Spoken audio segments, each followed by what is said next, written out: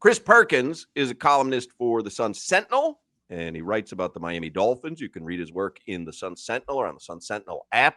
Before we talk football, I remind you the best place to get geared up with Canes or Dolphins merch this season is Caneswear in Davie or online at caneswear.com. Perk is on the Toyota of Hollywood hotline.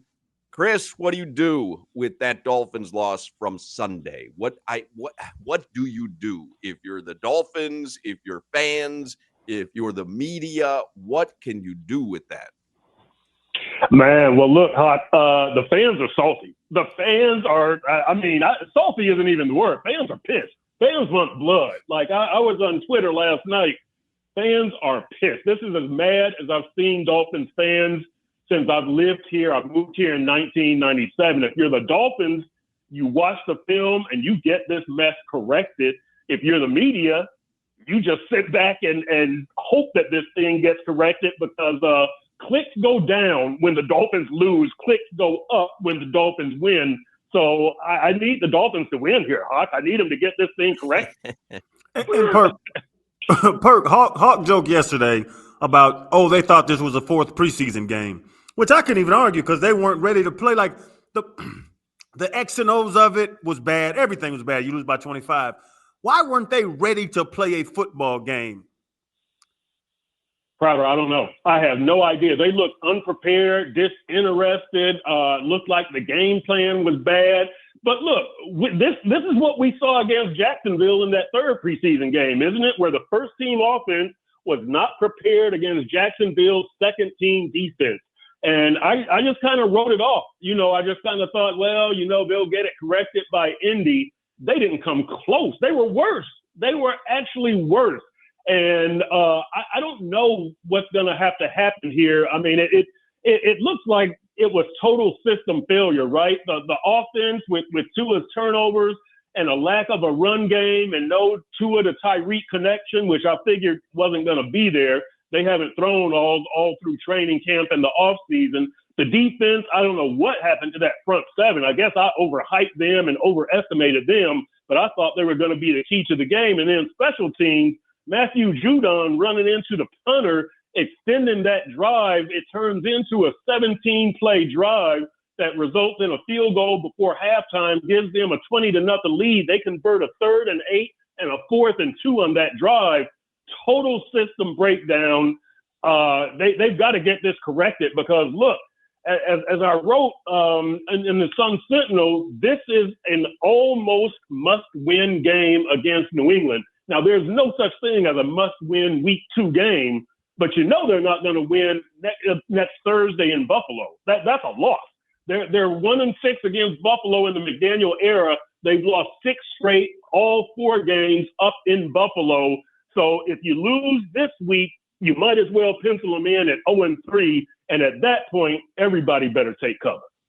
And because of that, Perk, because there's no such thing as a must-win, I'll say, it's probably a little unfair to do this right now, but I'll ask you because, as you said, fans are out for blood when they're doing the blame pie, when you're cutting up the pieces of the blame pie. I'll start at the top. Stephen Ross, I think, deserves a piece of that blame pie. Chris Grier, the general manager, Mike McDaniel, Tua Tagovailoa. Is it all equal parts, though? Is it all equal parts when you're cutting up the blame pie? Because in my opinion, it is. Like, it starts at the top, but then you could take issues with the personnel Chris Grier put together. You can take issue with how Mike McDaniel didn't have his team prepared. And you can take issue with the fact that your starting quarterback that you paid a lot of money to just didn't look ready to play and didn't look like the guy you paid a couple of years ago. Yeah, no, you're right, Solana. Those are the 4 that you're going to point at, most commonly because they're the 4 big names in your organization. Steve Ross ultimately has to be held most responsible because he's the guy who hired the second most important person in the organization, Chris Grier. But really, I give, if we're just going to talk actual on-field product, it's Mike McDaniel. Because Mike McDaniel didn't have them prepared. Mike McDaniel hasn't made any changes to this predictable, one-dimensional offense. This offense is all about Tua to Tyreek. And you guys know the number where I'm going to cite. Since 2023, the Dolphins are 11-0 when Tyreek has 100 or more yards, 7-17 when Tyreek has 99 or fewer yards. Tyreek had 40 yards on Sunday, so it was predictable the Dolphins were going to lose. You've got to establish a run game, Mike McDaniel. You've got to establish some physicality, Mike McDaniel. You've got to have your team prepared, Mike McDaniel. Now, look, Chris Greer shops for the groceries, but the on-field product, that's Mike McDaniel. He's got to take most of the blame for the on-field product, but Steve Ross is the owner. He's the guy who hires all of those people. So I guess it's just hard to blame an owner for that on-field production that we saw on Sunday. So I'm going to put most of it on Mike McDaniel. And the puzzling thing, well, not puzzling, Perk, I won't say that. The interesting thing that I saw was when they interviewed Xavier Howard, and he said the cheat code, pack the paint, they're not throwing out, pack the paint, we got 2 interceptions over the middle. You can't run with all those guys inside the hashes. Like Xavier, and I don't know if he knew he was doing it on purpose, but he really told the league the cheat code to this offense, didn't he? Yeah, but you know what, Channing, I think the league has known it since the end of 2022. The Chargers and San Francisco kind of set the mold of how to defend this team. And everybody else followed it in 2023. And look, as great as that offense was in 2023, and we know they were the number one offense and they scored 70 points, they were 1-6 against playoff teams. And the average score of those games was 32-16. They scored 2 freaking touchdowns per game average against playoff teams. And that's a 7-game sample. That's almost half your season. The book was out, and either Mike McDaniel ignored it or he didn't believe it. But when you're only getting 2 touchdowns a game over a 7-game sample, you needed to change something going into 2024. I thought, and I still think, you need a run game. You've got to force them to respect your run game. You've got to force them to bring that 8th man into the box. Then you can go over the top and make some deep throws. But you need some power. You need some aggression. You need some force. This is tackle football. And, the fact that they cut Chris Brooks and the fact that Alexander Madison got hurt to start this year, that hurt the run game. But you still had Ollie Gordon on Sunday, and you didn't run him straight up the middle and establish any force or any power. You didn't take advantage of the 2 guards that you got, Jonah Savaiinaya and James Daniels, and now James Daniels is gone with the pectoral injury. So I don't know what happens to that up-the-middle run game this week, but I would like to still see Ollie Gordon start off running it up the middle and for this team to do something different, which is establish physicality right from jump. Do you think that's what we'll see Sunday? No. I think we're going to see some force feeding to Tyreek. I have no reason to think they're going to change. They haven't done it in how many regular season games have they played? I can't even do my math. 52 games, right? 17 times 3 plus 1. We haven't seen it. Yeah, because McDaniel is 28-24 in the regular season. I would like to think we're going to see something different, but I have no reason to believe it. When you've got that big a sample size, I just don't think the message has sunk in, and it probably won't ever, unfortunately. And Perk, something else I've seen, because like you're saying, everybody's mad that McDaniel should give up play calling. I don't think he'll ever do that. Do you think he would ever give up the play calling duties? Because if he's not, now he's just standing there on the sideline with nice shoes on. Right, exactly. There's some nice glasses. Don't forget that too. No, that would crush his spirit. That would break him. That's where he really gets competitive. That's where he really gets fired up. That's his thing. He loves calling plays. So I don't think he'll ever give that up. And let me say this, kind of on a different note. I'm the idiot who picked these guys to win 9 games, and I'm the idiot who still says they will win 9 games. I'm not going to jump off of my prediction after 1 week, but man, they better win this week. They better win this week, or I might have to make some adjustments. But I am still going to stick to 9 games. I'm not gonna bow down to overreaction Monday, overreaction Tuesday, overreaction Wednesday. I might bow down to overreaction week 2 if they lose, though. Perk, I had him at 12 wins, maybe 13. I had Tua as MVP. I had Tyreek flirting with 2,000 yards.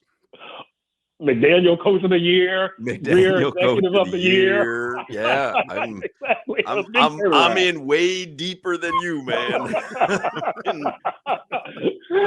Way Yeah, we're all in deeper it, than man. you. We're all in it. Yeah. No, not Solana. Look, Solana's the only guy. Solana's the only guy who stood strong and said, nope, don't believe in Greer. I don't believe in McDaniel. I don't believe in Tua. yeah, and you know what? I don't believe in them for success. I said that 9 wins is mediocrity. That's not a successful season. It's a winning record, but it's just more of the same. It's more mediocrity. The mediocrity we saw under Philbin, under Gase. Kind of not, I guess, a little bit under Flo after they stopped tanking, but that's mediocrity. That's not good. I don't think 9 wins was going to get you to the playoffs, and I wouldn't have considered 9-8 a good season. Having said that, I mean, 9-8 is looking pretty dang good right now. But right now, I mean, after that beat down they took. So, I think you have to take that and be happy at this point. But really, the goal for a successful season remains winning a playoff game. Anything short of that is mediocrity. And while it wouldn't be a failure, you could still have a good season winning 9 or 10 games. It's not what you're looking for. This is year 4 of McDaniel and Greer and Tua. You need to win a playoff game to show some progress. And that's looking pretty grim right now after 1 game. And Hawk probably gave me a little too much credit there, Perk, because I think you and I were along the same lines. Like, they're just an okay football team, which is why I was disappointed. Right. But I refuse to take a victory lap after what I saw the other day. It was just sad. Would you agree? Like, that wasn't even, hey, this team has major holes, major flaws. We all knew that. That was sad. Man, I understand when you say the fan base is out for blood. I get it. We all take this stuff too seriously anyways. But I get it, man. That was genuinely disheartening to watch that team go out there and not even have a chance at any point in that game. That was regression. I mean, it was terrible. And here's the thing is that, you thought last year was kind of the low point because of all the injuries. I picked them at 9-8 because I said, given reasonable health, they should be able to win 9 games. If their starters are decent, the backups, if they have to go to a lot of backups, then it's all over because these backups are the worst that I've seen in the McDaniel era. But I figured you could have reasonable health and go 9-8. They had reasonable health on Sunday. They weren't anywhere near a 9-8 team. That's what was so disheartening, and that's what was so troubling, that you weren't even playing up to a 9-8 standard with all your horses out there, right? Tua, Tyreek, Waddle, that front 7. What the heck happened to that front 7?